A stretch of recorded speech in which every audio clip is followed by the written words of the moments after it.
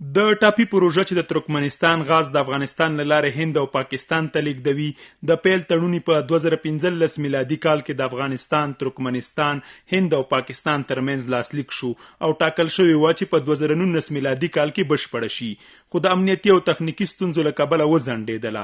خو تازه د کورنیو چارو وزارت خبر ورکړ چې دغه سترې سیمهیزې پروژې په تړاو د پروژې له اجرایي مشر سره آنلاین ناسته کړې او په افغانستان کې د اړخیزې همکارۍ ډاډ ورکړی. ریاست تصدی محافظت عامه در هماهنگی با سایر نهادهای امنیتی و دفاعی کشور آمادگی کامل برای تامین امنیت پروژه تاپی در خاک افغانستان را روی دست دارد.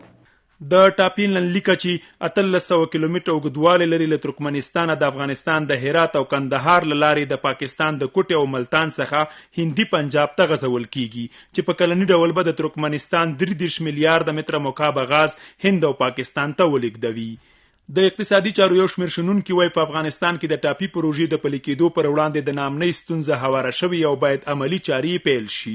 در گذشته بحث امنیت در مسیر از پروژه وجود داشت. در حال حاضر امارات اسلامی افغانستان تعهده که برای تامین امنیت از پروژه با کشورها داده و قادر به تامین امنیت هست. امیدوار هستیم که این پروژه عملا کار از شروع شود. زرګونه کاري فرصتونه به ورسره جوړیږي، د برېښنا سبسټیشنونه به ورسره فعال کیږي، اقتصادي وده کې به د افغانستان مهم رول ادا کوي او همدارنګه د حکومت د عوایدو په لوړوالي کې به پوره رول ترسره کوي.